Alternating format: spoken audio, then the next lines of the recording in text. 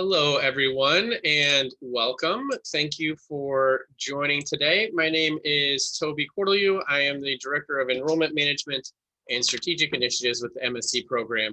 I am also an alum of the program, and I'm very excited today that you have a chance to listen to two real-life alumni of the MSC program who are going to tell a little bit more about their experience and share some of their knowledge. What we're going to do is I have just a handful of topics to cover with them. So we'll listen to them kind of tell their stories and share their experiences, and then we'll open it up to questions at the end. You are all muted at this time. And so if you have any questions throughout, please feel free to enter those into the chat and we will address those as they come up. Like I said, we'll leave some time at the end for Q&A as well. But I'm very excited to introduce them both to you. I'm going to ask them to tell you a little bit more about themselves, specifically kind of what they're doing professionally right now, and then we'll jump into some of the topics. So first up, Jessie Pagliari, do you mind introducing yourself to the group, please? Yep, thanks, Toby. Hey guys, my name is Jessie Pagliari. I just finished the MSC program with Chris. We graduated in September, but I am currently working for LinkedIn. I am a relationship manager there for our newest and fastest growing line of business, which is LinkedIn Learning. If you haven't heard of LinkedIn Learning, it's a library of 16,000 videos to learn skills from Excel to PowerPoint to public speaking. And I'm with that solution, I manage about 50 clients who use that solution to upskill their employees. Awesome. When did you start at LinkedIn? I started on July 8th, so a little over a year ago.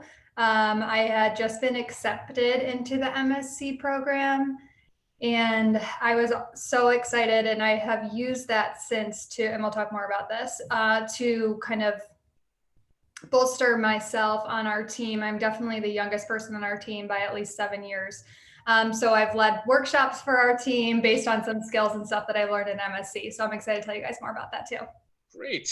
Thanks for joining, Jessie. Hi, Chris. How are you? Hey, Toby. I'm doing good. Good Great. to be here with everybody. So my name is Chris Saxa. Graduated from the MSC program this past August. I currently work for C&O Financial Group, and I work in the recruiting team. And I do a variety of different things. I do a lot of data analytics. So in the insurance world, there's a lot of bonus programs, a lot of tracking around production. So I manage a lot of those programs. And then I also work in the recruiting side. I work on our warm source recruiting program. So helping our agents bring in personal referrals, helping us get on college campuses, helping us get on military campuses. And how do we grow our brand, especially to the younger generation, and kind of prove to them that the insurance world is not just a commission-based position, but that there's huge opportunities and huge room for growth. And, you know, as Jessie said, you know, the MSC program for me, and we'll talk about this as we go on, but from the day that I started the MSC program to even today, I use a lot of the information, a lot of what I learned in the classroom and from my fellow students in the job world currently. So excited to share more stories with you guys today. Nice. I am going to add warm source recruiting to my list of HR jargon that I really enjoyed. So thank you for sharing that. Chris, I'm going to stick with you for a minute. So I think that a lot of people watching might be considering whether or not to even go back to school. It's a big commitment, but what was happening in your world professionally that made you decide, hey, now's the time for me to think about going back to grad school? Yeah, so I graduated from Illinois State in 2016 with a bachelor's in communication organizational leadership. I always knew I wanted to go back to school. A lot of my professors were like, Chris, you have to go back to school right now, otherwise you won't go. And I was like, you know what? I'm tired of sitting in the classroom. I want to get out into the business world. I want to do some, you know, I want to start applying what I've learned. So I kind of took 2 years to figure out when I was going to go to grad school. I always knew I was going to go, but I didn't always know when. And as Toby knows, I started looking at Northwestern it was July of 2017. I attended an on-campus visit in September of 2017, talked to Toby, and at that point he had Matt and Peyton working underneath him. And I told Toby and Matt, you know what, right now I just don't feel like I'm ready to be part of the program. I don't feel like I can contribute as much as I feel like I should be contributing to the program. So I kept in touch with Toby and Matt over the next year. I came back to Northwestern, attended another on-campus visit in September of 2018. Had a discussion with Toby and Matt, said, you know what, I'm ready to do this. I'm ready to move my career forward. I feel like now I've got stories to tell from my first 2 or 3 years of working in the world. I've grown up into more of an adult from being a graduate of college. So I knew that grad school was going to be always in the cards, but I kind of needed that 2 or 3 years to figure out when I was actually going to go. But once I decided in September 2018 that Northwestern was the place, I looked at a couple other places. I looked at DePaul, I looked at Loyola, but Northwestern was the #1 school on my list, and it was one of the greatest decisions I've ever made. That's terrific. I think that, Jesse, that people decide to go back to school for a lot of different reasons. What were some of the drivers for you? Yeah, so my story about going back to school is kind of ironic. Toby knows where I'm going with this. So my mom went back to the MSC program she graduated in 2019. She was doing homework assignment in our kitchen, and she's like, hey, I need your help with this. Like, what do you think about this? Can you look this over? And I thought to myself, and my family's rather competitive, I thought to myself, this should be me. I should be back at school. So after reviewing some of the assignments and really, taking a look at things, I confirmed that it was for me. I applied and went through the process, got in, and was so excited. But when I think about, drivers for going back to school, if you look in the Wall Street Journal or really any business publication these days, there's really a question mark when it comes to higher education in general, whether that's a master's or even a collegiate program. And for me, you really have to look at what role that you want. And so I was 4 years out of school, and management positions are insanely competitive. They all require a couple of years of experience, even if they're hiring a new manager, which made no sense to me. And so I thought to myself, okay, how can I get that experience so that way when I go into these interviews, I have a competitive edge? And that's really what the MSC gave me, was these stories and experiences to have competitive edge, whether it was interviews or whether it was being a leader on my team or just adding different competitive edges to my teammates, whether it was training them or them training me. MSC really gave me that. Let's stay there for a minute. And so I'm jumping around from the topics a little bit, but can you talk in a little more detail about some of the transferable skills from the MSC program to what you're doing in the quote unquote real world? Yes, absolutely. So I'll tell a story. So I told you guys, I started at LinkedIn July 8th last summer. And at the time I was interviewing at a couple different places, and I'm one of those people that loves interviewing. But the recruiter gave me really great advice. And she said, come to every interview with 7 to 10 stories. And that way, when you're asked a question, you can just reflect back on a story and have it ready. And so, as I mentioned, MSC really gave me that. And I was talking about management roles. So in Leslie's class, which is collaborative leadership, we did a really awesome exercise throughout the entire semester where we each had the chance to work in groups. Whether you were a leader, participant, it kind of flipped and flopped. There was no designated role. But you were working on a specific project each week. The group flipped and flopped each week as well. But after every class, you got anonymous pieces of feedback via a virtual feedback tool, 2 pros and 2 opportunities to work on. And so at the end of the semester, I had over 100 pieces of feedback, and themes really started to emerge. So a theme for me was speed. I like to get things done really quickly, and that serves me well in some areas. But in other areas, that meant that I wasn't leaving room for discourse. I wasn't leaving room to explore, every possibility or hear out every opinion. And so that really gave me the tool to dial back my speed when needed and give the reins over to someone else when needed, or dial up my speed when we were working in a time crunch and speed was really needed. So that kind of feedback is really what I think is pure gold. There are people who have been managers for hundreds, hundreds. There are people who've been managers for 10, 15 years. Sometimes it feels like hundreds of years, but go ahead. Yeah. Sorry about that. 10, 15 years, and they haven't gotten that type of really authentic and candid feedback that you can take and really change your leadership style. Yeah, I think that's great. I think that's a really terrific example of, MSC works really hard to try to marry the theory and the practice of what we teach, and using the program as kind of a lab where you get to practice and try out some of the things that you're learning. And so the projects you're describing in the collaborative leadership course, where you get to try new hats, right? And try new things, and running a meeting is where the stakes are low, where there aren't real jobs and real things at stake. Then you get to transfer those and use those out in your real job. That's I think incredibly important. How about you, Chris? Any classes stick out or lessons learned in particular that you've been able to use out in the real world? Yeah, I think going back to what Jesse said, D. Church's class was one of my favorite classes, but Michael Roloff's class, change management. That class is the morning class in the winter.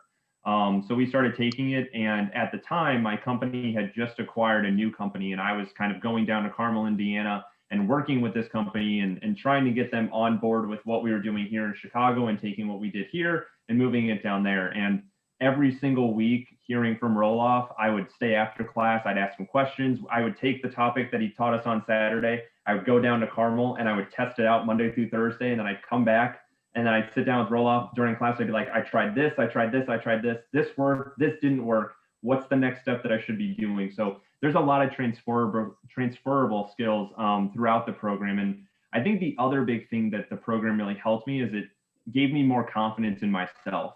I've never been a straight A student. I didn't get a 36 on my ACT. But what this program really allowed me to do was kind of come out of my shell. I always thought of Northwestern as, this school that's way up here, and I'm not a straight A student. I had friends that were straight A students and couldn't get into Northwestern. But I think one of the, once I started going through the process and I talked to the students and being friends with Jesse and a lot of other people from our cohort, it's literally a lifetime relationship that I have with all the people. And I think one of the things that actually, Toby, you said during our orientation was, as much as you chose Northwestern, Northwestern chose you. And that really hit home for me. And it really gave me the confidence to believe in myself that I can go to school full time and balance a full-time job and also still have time with my friends. So the transferable skills are both inside the company and inside the real world. And also, I still talk to my friends about organizational leadership. Sometimes we're sitting around and having dinner and they're like, oh, I'm working with this one employee. And I'm like, oh, I've got a Harvard Business Journal article that you can read about that. Or, oh, we talked about that. And this is what I learned in my grad school program. So really across the spectrum, you can apply everything that you learned from the MSC program to the business world and also to your personal life as well. Right. That's a really terrific insight. So for those who don't know, I'm an alum as well. And so I graduated in 2012. And right 2 weeks before orientation, my second child was born. So I don't recommend that to anybody, but it's it was the relationships though that developed, like the people, my classmates, are really interested in my family and me and theirs, and we've become really close. But it's also a good segue into what you were talking about, Chris. This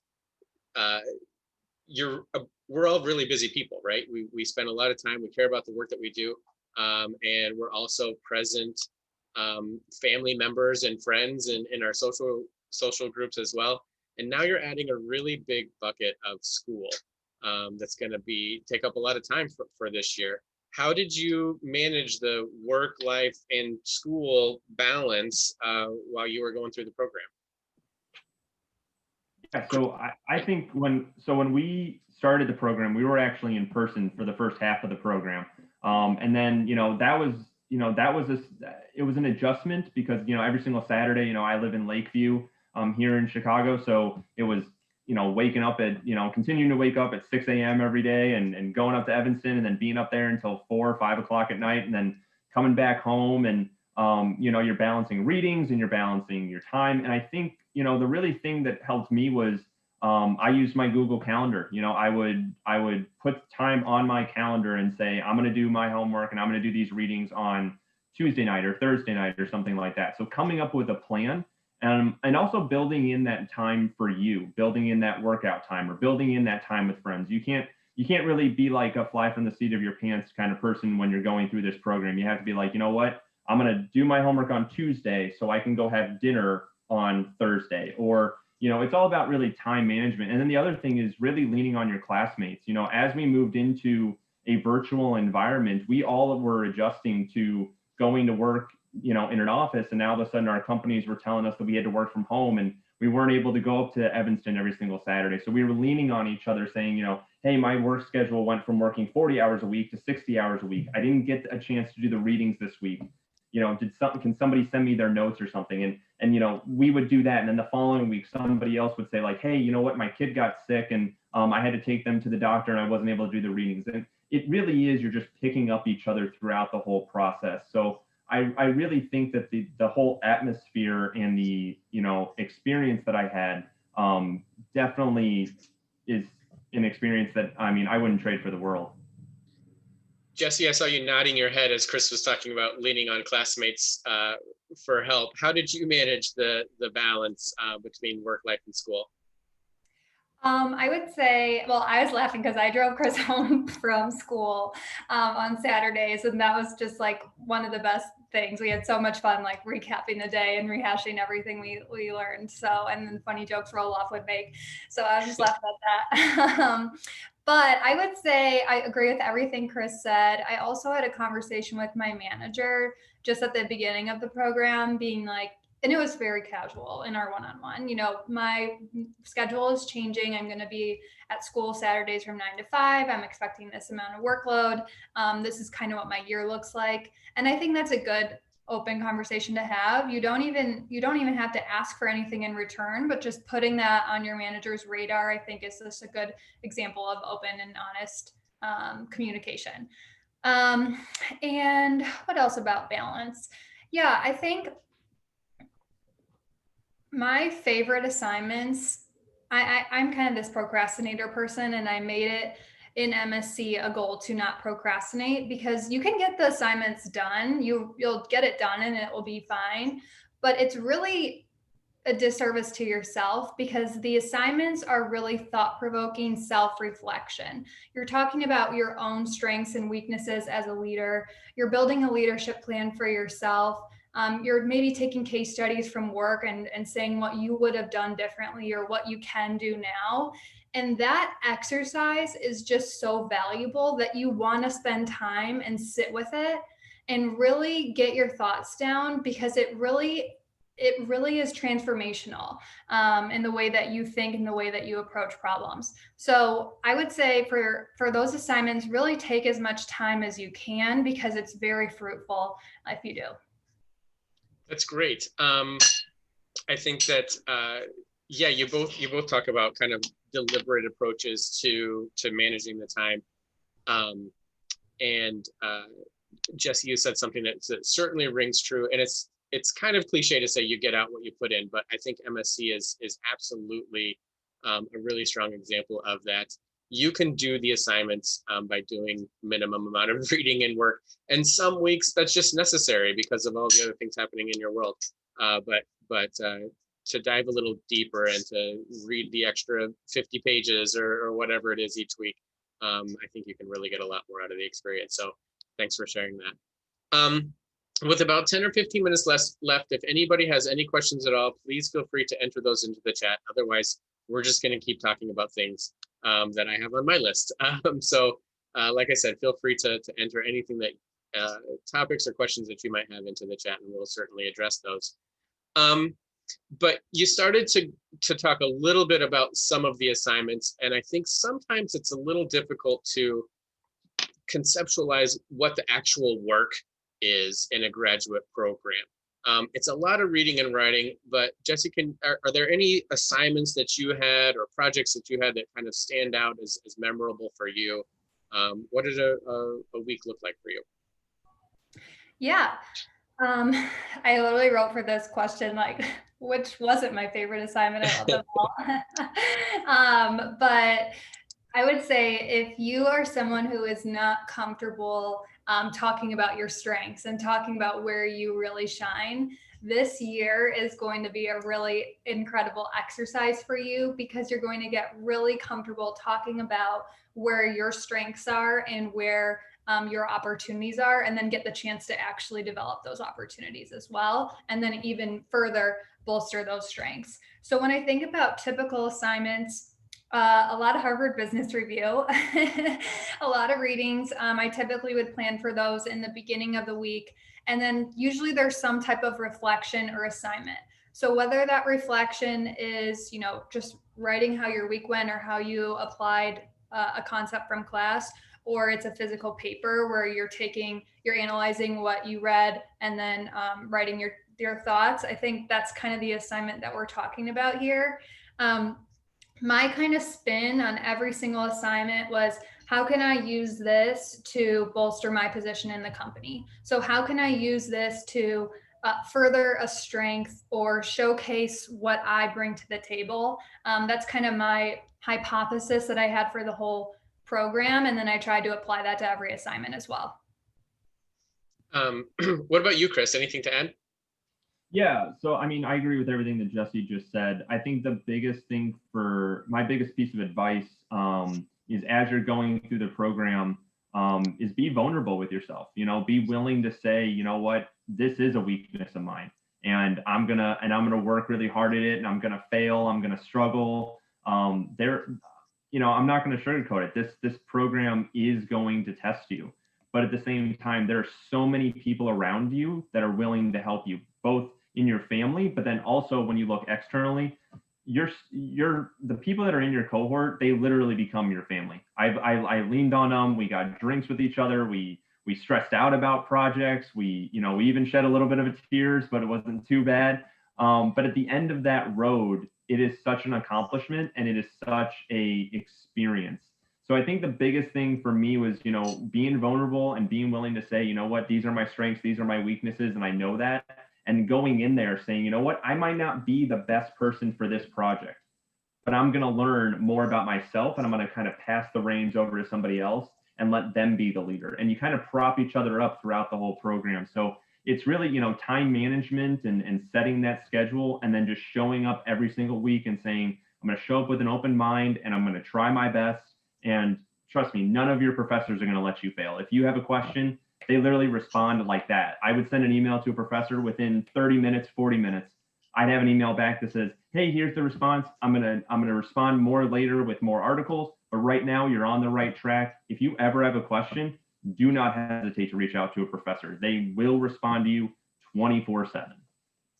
I think that's it. I just want to point out one quick thing. So you guys have graduated just a few months ago, but that type of response from faculty is now going to last for the rest of your life. So I've been out 8 years, but about a year and a half after I graduated, I had a question for Mike Roloff, the change management professor, and I hadn't talked to him in 9 months at least. Sent him an email, and within 24 hours, I get this, 3-page response to my question. So it's just something that lasts a lot longer than just the 10 weeks that you're in class with each other. Chris, you mentioned shedding some tears, and I'm not sure if this is connected to this next question that we have. Karen asks, can you talk a little about the capstone project? So I don't know if they're connected or not, but the capstone project is this really kind of broad, nebulous, hard to understand, certainly as a prospective student, thing. But can you talk a little bit about the specifically the annotated bibliography? It's kind of the eat your spinach portion of the MSc program for sure. But can you tell a little bit about that section specifically and maybe describe that for those that are watching? Yeah, so I mean, the annotated bibliographies in the capstone project, I'm not gonna lie, it was difficult. It all comes down to just putting in the work. But at the same time, I really felt like it was very valuable time. Reading those Harvard Business Journals, reading those articles, you kind of learn how to almost skim read. You know, Mhm. they're going to give you so much reading that they're not going to expect you to read 200 pages. So you kind of start to realize like, oh, there's a summary at the top, and oh, let me go back and read the conclusion. And then let me start looking at the headers of the paragraph, and let me start figuring out kind of what the roadmap is. So I don't think there was ever really an article that I read from like cover to cover from the start. I think I jumped around and I figured out what articles fit best for me. And I think with the annotated bibliographies, you know, when we were in the cohort, we had to do, I think 10. It was, I think, no, it was 15. It was 15 per quarter. And, you know, what I really did was I was like, you're going to get 5 to 6 readings a week. And I was like, all right, I'm going to do 2 week 1. I'm going to do 2 in week 3. I'm going to do 2 in week 4. Like, just staying on top of those annotated bibliographies, it really kind of all falls into place at the end too. You know, Jesse can probably talk about this too, but when we were going through the capstone, as you're going through it, you're like, I don't know if I'm going to get all this done. And then somehow, some way, you get to the end of the program and it's like, I did it. I literally did everything that they said I was going to do back in August. I didn't think it was possible. So the really big thing is just, it's baby steps. You know, you don't have to do 15 annotated bibliographies on the first day. You just have to do like 2, and then do another 2, and then do another 2. And just to clarify, so this is you, like you said, you're getting multiple readings each week. I think we call them artifacts, right? Like, and you have to choose 15 artifacts, whether it's a reading or an assignment or something that kind of resonates with you, and you add this to your online portfolio, and you talk a little bit about how it's meaningful for you. And you get to keep that now for the rest of your life. So I have a cardboard box full of spiral notebooks that I have to dig through whenever I want to try to remember some of the things we talked about in the program. And you have, I think, a pretty great tool that you can search through as well. Jesse, you have something to add? Yes, sorry, I'm so excited. Okay, I'm that weird person that the capstone was one of my favorite things. I loved every second of it. And it can be that way if you think of it properly. So for a lot of people, they got bogged down in like the nooks and crannies, like, oh, this like comma is like off, or like this should be capitalized. Like that stuff will get corrected. I wouldn't spend so much time there.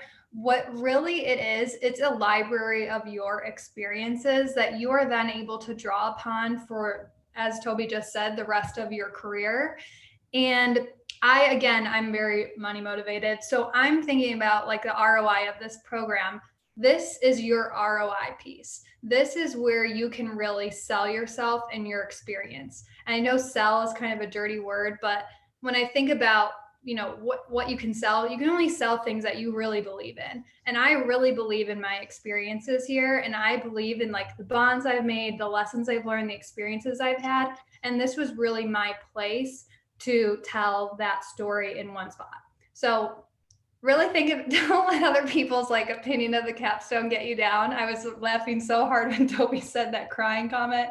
It is like a summary of your experiences and you get to look back on it forever. So not to be a cornball, but I love it. I like it. We're definitely going to have you on to talk to current students every year for the rest of the MSc program about the capstone project. So that was great.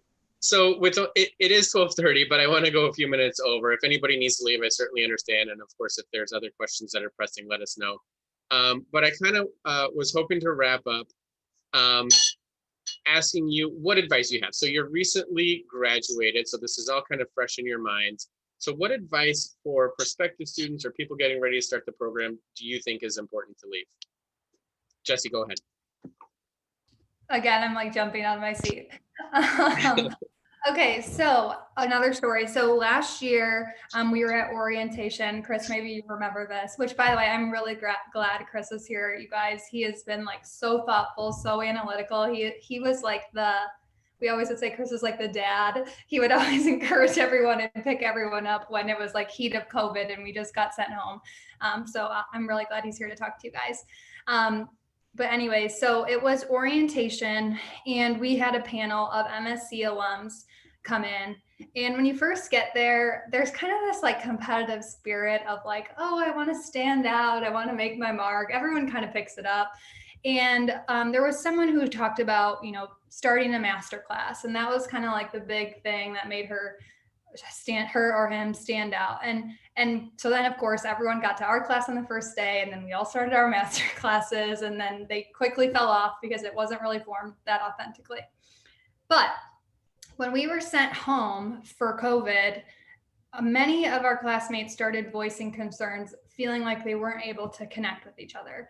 They really missed the social aspect. They missed talking about assignments. They missed just talking to each other in person at the water cooler. And so Chris and I and a few of our other classmates saw this problem, and we came up with a solution. And that was the Connection Committee, which was the first kind of student organized group. And rather than a masterclass where it's focusing on connecting with a small group, it was focused on connecting with everyone. So the goal really was inclusivity. We started doing morning virtual coffees before class every Saturday. We had dialogues after class, after work on Wednesday. We called it Wednesday after work, where we would talk about kind of what was happening in the world and applications from MSC. And so my advice to you is, rather than do what someone else has done, really look for the gap, whether it's a gap in your experience or the gap where you see a need, and work with your classmates to then solve that problem or challenge. Because I think that was one of the most fruitful experiences of the whole MSC, at least for me, was forming that group, solving that challenge, really getting the most out of the situation that COVID brought upon us. And it was a huge leadership experience. I know Chris and I stayed up late many nights, like texting or Teamsing about, how we were going to set up these events so people can connect. So my advice to you is really look for the gap and then fill it. And that's the way to really make a meaningful and lasting impact. I'm really glad you mentioned that, Jesse. I think, and so other side of the table isn't right, but it was, back in March and April, the world was upside down and nobody knew what was going on.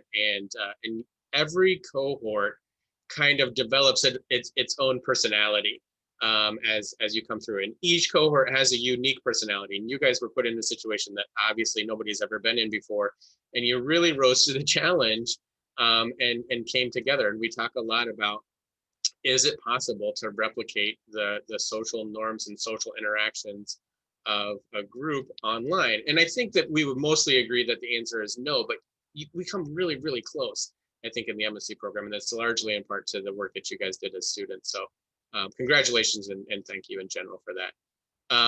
But Chris, what would you like to share as advice as some parting words here?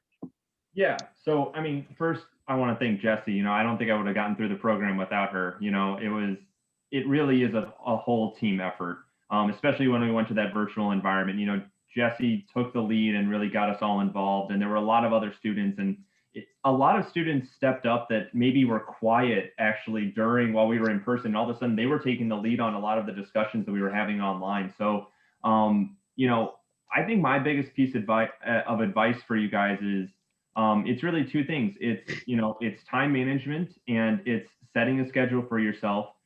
And because at the end of the day, it is all going to get done, and asking for help is never a bad thing. Your professors are here, the people in your cohort are here.